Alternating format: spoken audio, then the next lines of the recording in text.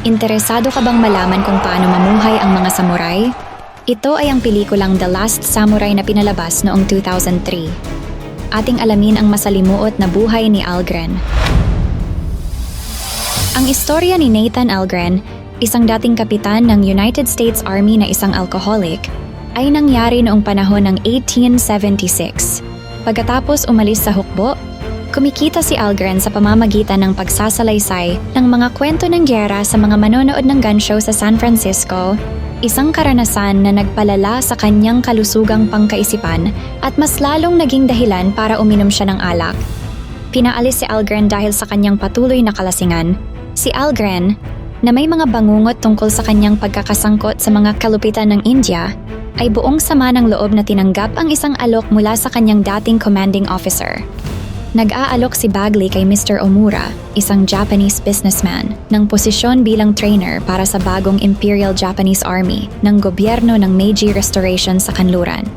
Humingi ng tulong si Omura kay Bagley dahil ang samurai ay nag-aalsa laban sa modernisasyon. Naglakbay si Algren at ang kanyang mga kaibigan sa Japan sa ilalim ng direksyon ni Bagley.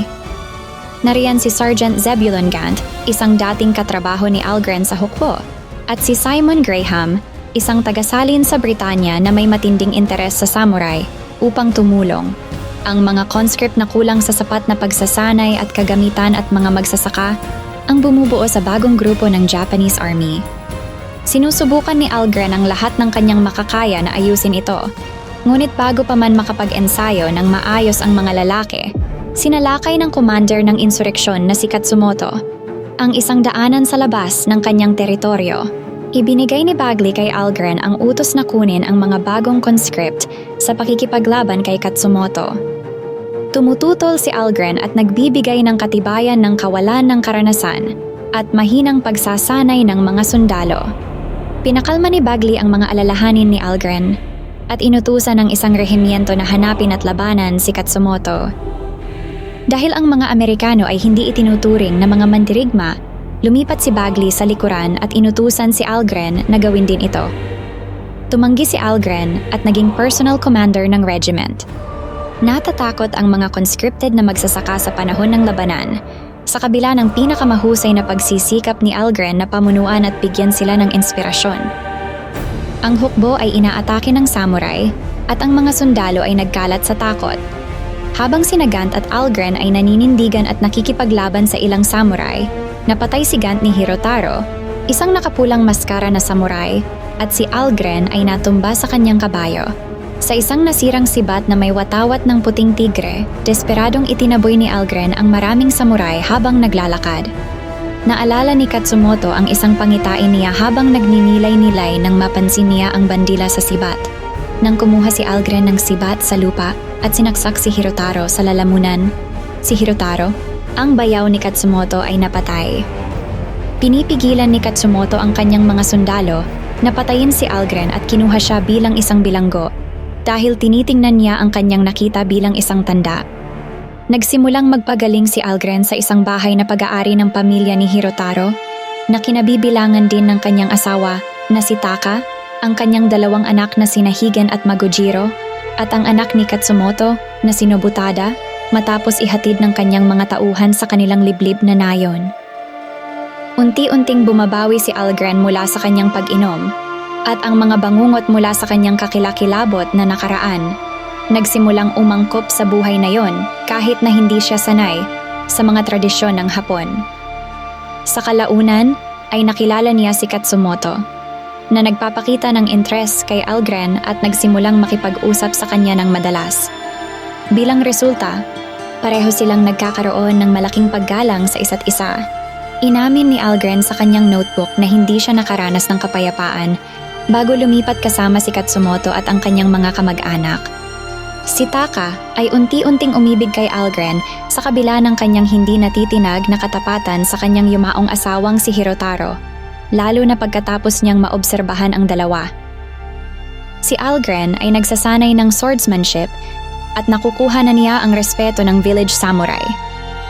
Pinahuhusay din niya ang kanyang pagiging matatas sa kanilang wika habang nakikipag-ugnayan sa mga lokal at nakukuha na din niya ang loob ng mga ito. Tinutuya ni Katsumoto ang nakakatawang papel ng isang kaijin actor isang gabi sa isang palabas na Torchlight. Isang pag-atake ng mga ninja assassin ang nagtapos sa kaaya-ayang paglilibang ng mga magsasaka. Pagkatapos magpatunog ng alarma, kumuha ng espada si Algren para ipagtanggol si Taka, ang kanyang mga anak at si Katsumoto. Mahusay siyang nakipaglaban, marami siyang napatay at nakuha ang paghanga ni Katsumoto. Natalo ng samurai ang mga ninja. Napagpasyahan ni Algren na si Omura ang nag-utos ng pag-atake, kahit na hindi ito pinatunayan ni Katsumoto. Naglakbay si Algren sa Tokyo, kasama si Katsumoto sa tagsibol sa imbitasyon ng emperador. Natuklasan ni Algren na ang hukbong pinamumunuan ni Bagley ay mas organisado na ngayon at armado ng Gatling at mga howitzer na gawa ng Amerika. Nag-aalok si Omura kay Algren ng isang bagong kontrata upang kunin ang pamumuno ng hukbo at wakasan ang pag-aalsa ng samurai. Ngunit magalang na tumanggi si Algren. Si Omura ay nagbigay ng lihim na utos sa kanyang mga tauhan na patayin si Algren kung susubukan niyang ipaalam kay Katsumoto ang kanilang mga plano. Ang batang emperador, na minsang tinuruan ni Katsumoto, ay tinatanggap ang kanyang payo. Natuklasan niya na ang paghahawak ng emperador sa trono ay mas mababa kaysa dati niyang pinaniniwalaan. Nag-issue si Omura ng warrant para sa pag-aresto kay Katsumoto at ikinulong siya sa kanyang tirahan sa Tokyo nang hindi siya sumunod sa isang bagong regulasyon na pumipigil sa samurai na dalhin ang kanilang espada sa publiko.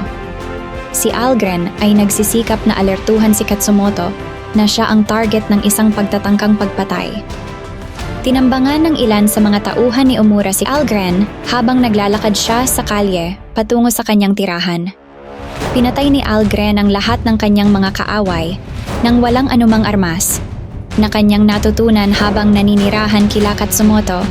Tinulungan ni Graham, Ujio, Nobutada, Nakao, ang silent samurai, si Algren, na palayain si Katsumoto mula sa pagkabihag. Si Nobutada ay nasugatan ng husto at nagpaiwan upang tulungan ang kanyang ama na makatakas. Nasaksihan ni Algren ang katapangan ni Nobutada na sinalakay ang kanilang mga kaaway bago siya binaril at napatay.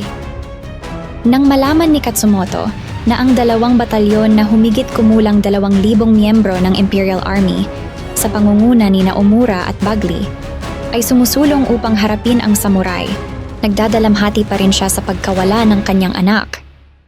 500 samurai lamang ang bumubuo sa nagtipong hukbo ng oposisyon. Ipinaalam ni Algren kay Katsumoto ang tungkol sa labanan sa Thermopylae. Pinapayuhan ni Algren ang paglalapat ng katulad na diskarte sa kasalukuyang senaryo upang bawasan ang lakas ng sandata ng kalaban.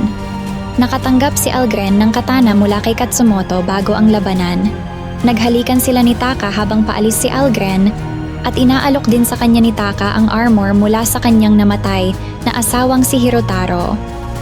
Ang samurai ay umatras sa mas mataas na lugar, habang ang Imperial Army ay nakikipag-ugnayan sa mga samurai rebels na tinatanggihan ang bentahe ng mas makapangyarihang mga sandata ng mga sundalong imperial.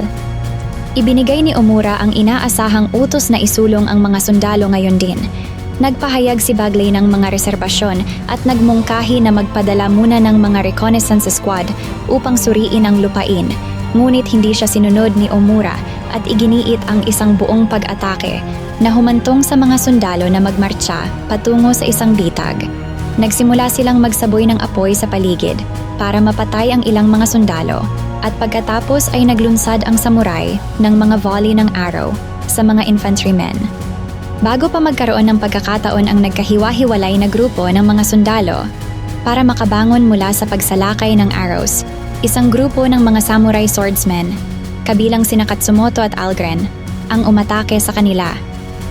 Bilang tugon, ang samurai cavalry ay nakipag-ugnayan sa Imperial Infantry sa isang matinding suntukan na nagreresulta sa pagkamatay ng marami sa magkabilang panig bago tuluyang umatras ang natitirang mga sundalong imperial. Ang nakaligtas na samurai ay nagpasya na maglunsad ng isang pag-atake sa likod ng kabayo pagkatapos na mapagtanto na ang mga bagong sundalo ng imperial ay paparating na at ang pagkatalo ay tiyak kapag ginawa nila ito. Binaril ni Bagley si Katsumoto sa balikat sa panahon ng labanan. ngunit inihagis ni Algren ang kanyang espada kay Bagley at sinibat ito sa dibdib. Napatay siya bago niya mawakas ang samurai.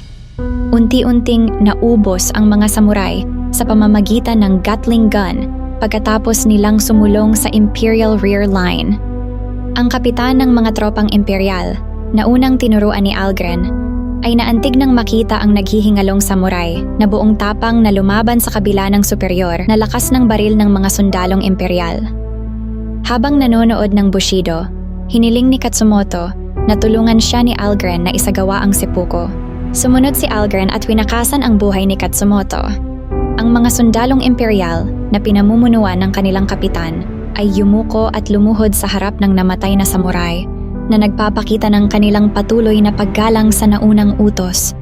Si Algren ang nagbigay kay Emperor Katsumoto ng espada ng kanyang dating guro bilang regalo at isang paalala ng kanyang dignidad, habang ang embahador ng Amerika ay naghahanda na kumuha ng lagda ng emperador sa isang kasunduan. Tinanggap ng emperador ang espada at kinikilala na bagamat nagmo-modernize, hindi dapat kalimutan ng Japan ang sarili nitong nakaraan, kasalukuyan at hinaharap. Pagkatapos noon, ipinaalam ng emperador sa sugo ng Amerika na ang kanyang kasunduan ay hindi para sa ikabubuti ng Japan. Inagaw ng emperor ang mga ari-arian at kayamanan ni Omura nang magpahayag siya ng mga pagtutol dahil nakikita niyang hindi kumikilos si Omura para sa ikabubuti ng mga tao.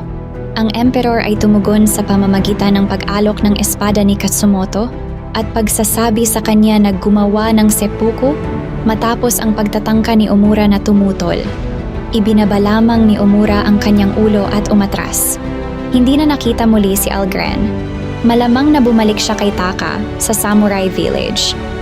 Si Algren ay, sa mga salita ng pilosopikal na konklusyon ni Graham, nakahanap ng kapayapaan na inaasam nating lahat at kakaunti sa atin ang nakatagpo. Please subscribe at paring ng bell icon para masubaybayan mo pa ang iba pang magagandang pelikula.